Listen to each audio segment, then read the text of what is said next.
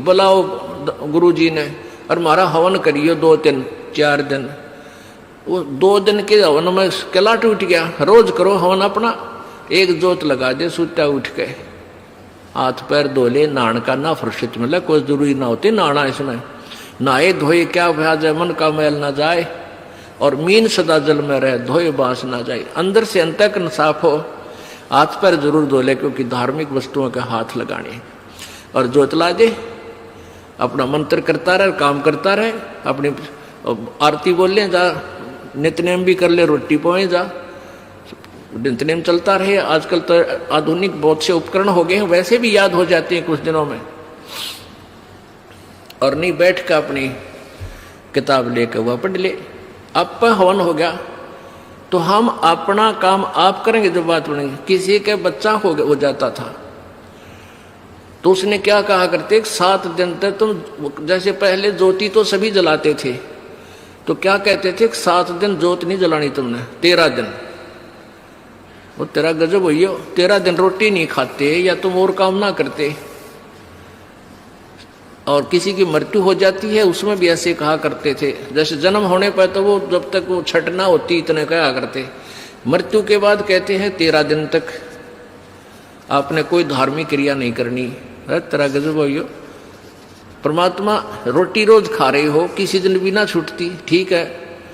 कोई प्रिय की मृत्यु हो जाती है, रो पीट के दोपहर तक ना खाओगा, शाम में खानी पड़ेगी, रो पीट के रोटी खानी पड़ेगी। तो ऐसे ही भक्ति परमात्मा का हवन ज्योति डेली आरती रोज करनी है, चाहे दुख हो चाहे सुख हो। ये परित्याग नहीं करना, ये भूल है हमारा। अब जो प्रसंग चल रहा है वही आते हैं फिर।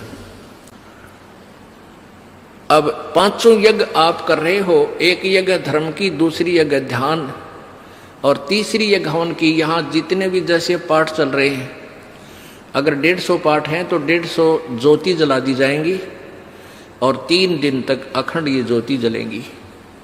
हवन हो रहा है। फिर जो अन्य भी कोई अपनी ज्योति जगवाने के लिए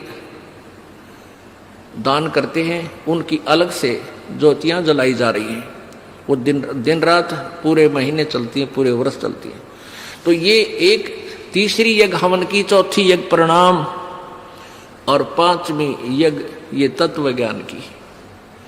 इन 5 यज्ञों और ओम नाम के मंत्र की कमाई को हम इस ज्योति निरंजन के पास छोड़ देंगे। हम क्या करते रहे,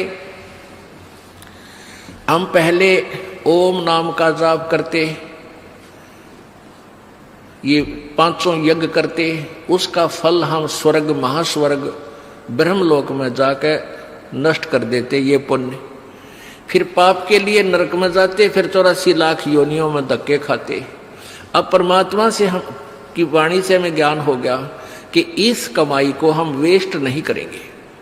हम यहाँ कोई मंत्री बनेंगे, ना हमने मुख्यमंत्री बन की हो सकता, ना प्रधानमंत्री, ना इंद्र की पदवी हमें नहीं चाहिए। इंद्र दा राज काग दा बिष्टा, इंद्र स्वर्ग का राज भी हमारे लिए काग की बीट तुल हो जाना चाहिए। यदि आप सतलोक जाना चाहते हो, और तुम अरे सरपंच की पीपी इधर बैठो है तेरा, फिर किसे भगत तुम?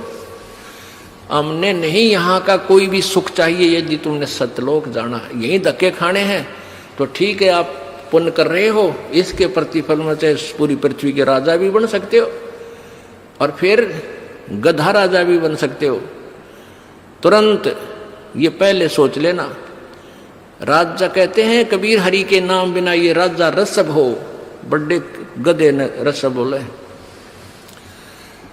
हमने यहां से पीछा छुटवाना। पुण्यात्माओं, इस बात को कति अपने पल्ला गांठ लगा लो, यानी दृढ़ निश्चय कर लो, दृढ़ संकल्प कर लो कि भगवान फिर बोर्ड के इस गंदे लोक में जन्म ना हो।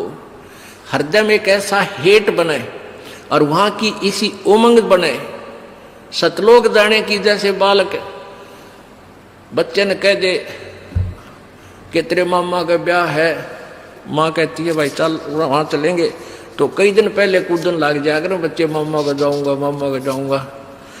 तो ऐसे ही हमने सतलोक जाने की उमंग भर जानी चाहिए। अगर आपके हृदय में ये पक्की दस जाती है कि वहाँ सतलोक है, वो सच्चा सुख सतल है, हमारा मूल स्थान वहाँ है, हमारे वहाँ पहले के कुछ साथी भी वहाँ रहे हैं जो हमारे की तरह, बेवकूफ ना बने। तो गरीबदास साहिब जी ने कहा है, वाह वाह अमरपुर जाऊंगा, वाह वाह अमरपुर जाऊंगा, सतलोक जाऊंगा, दीन दयाल भक्ति दे मोको, अनहद वाणी गाऊंगा, वाह वाह अमरपुर जाऊंगा, वाह वाह अमरपुर जाऊंगा। यानी ऐसी उमंग हो आपके अंदर। तो ऐसे ये 5 यज्ञ जब होगी तो 5 यज्ञों का प्रतिफल और ओम नाम की जो कमाई है हम यहां नहीं लेंगे, कत्ती भी नहीं लेंगे। चाहे हमने आपका तो बेरना परिदास तो थूके भी नहीं आके इस राज और पाट 21 ब्रह्मांड भी दे तो भी नहीं चाहिए हमने तो झंझट मिटवाना संग जन्म का। 4 मुक्ति जहां चंपी करती माया होरी दासी, और दास गरीब अभय पद पर से वो मिले राम अविनाशी। उस सतलोक में जाने के बाद यहाँ की जो 4 मुक्तियों के सुख जो अंतिम मुक्तियां हैं, और ये मुक्तियां चारों नाशवान हैं, ये इनका फल समाप्त होता है। और वहां की वो ये सुख जो तुम यहां चाहते हो जो अंत में नष्ट होते हैं वो कभी नष्ट नहीं होते, वहां ये भी सुख मिलेंगे।